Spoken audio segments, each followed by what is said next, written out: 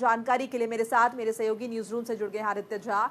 आदित्य, पाकिस्तान ने गलती तो मानी, गलतियां पाकिस्तान लगातार करता ही आ रहा है, लेकिन 25 साल बाद, इतने लंबे वक्त बाद अगर पाकिस्तान इस गलती को कबूल कर रहा है तो क्या मायने इसके निकाले जाएं? देखिए मोनिका, सुबह का भूला अगर शाम को घर आ जाए तो उसे भूला नहीं कहते। पाकिस्तान के पूर्व प्रधानमंत्री ने जो कल बयान दिया है, ना सिर्फ ये हेडलाइन बनाएगा बल्कि इसे इतिहास में दर्ज किया जाएगा, क्योंकि वो अड़ियल पाकिस्तान जो लगातार अपने दावों को सही बताता था, अपने हमलों को सही बताता था, आखिरकार वो उसने मान लिया है कि उससे एक भारी गलती हुई थी, उससे एक चूक हुई थी। मैं आपको बता दूं कि पाकिस्तान अभी ये स्टेटमेंट क्यों दे रहा है, क्योंकि पाकिस्तान की हालत जर्जर हो चुकी है। ना रशिया आज उसके साथ खड़ा है, ना यूएस उसके साथ खड़ा है। आईएमएफ लगातार उसे लोन देने से मना कर रहा है। 1980 के बाद से पाकिस्तान लगातार किसी फॉरेन फंड पे चल रहा है, उसकी 60% इकोनॉमी फॉरेन फंड पे डिपेंडेंट है।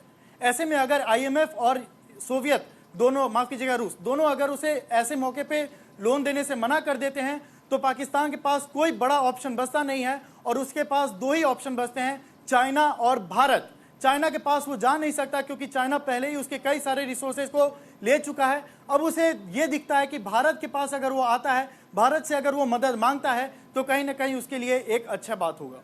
तो आपको लगता है कि इतना कह देना काफी है कि 25 साल बाद आप ये कह रहे हैं कि हमने उल्लंघन किया था लाहौर समझौते का, बल्कि इसके जगह अगर आप कुछ एग्जाम्पल भी सेट करें तो वो ज्यादा बड़ी बात होगी? बिल्कुल, एग्जाम्पल सेट करना बहुत जरूरी होगा। और नवाज शरीफ ने ये कहा है, इस दौरान उन्होंने भारत के पूर्व प्रधानमंत्री अटल बिहारी वाजपेयी को भी याद किया और ये कहा कि फरवरी 1999 में जो लाहौर पीस ट्रीटी हुई थी भारत और पाकिस्तान के बीच, और उसके चंद महीनों बाद ही पाकिस्तान ने अटैक कर दिया था। हालांकि नवाज शरीफ ये भी कहते आए हैं कि ये उसमें इनसे ज़्यादा उस समय के तत्कालीन पाक आर्मी चीफ परवेज मुशर्रफ का हाथ था। परवेज मुशर्रफ उस समय काफ़ी अग्रेसिव थे। दरअसल ये मौका वो था जब 1998 में पाकिस्तान एक एटॉमिक सुपर पावर बना था, और उसी वो कहीं ना कहीं उत्तेजना थी पाकिस्तान को कहीं ना कहीं वेस्टर्न सुपर पावर्स ये भरोसा जता रहे थे कि अगर आप भारत पे हमला करते हैं तो कहीं ना कहीं आपकी दावेदारी ईस्ट में मजबूत होगी, और इसी कारण परवेज मुशर्रफ ने भारत पे हमला कर दिया था।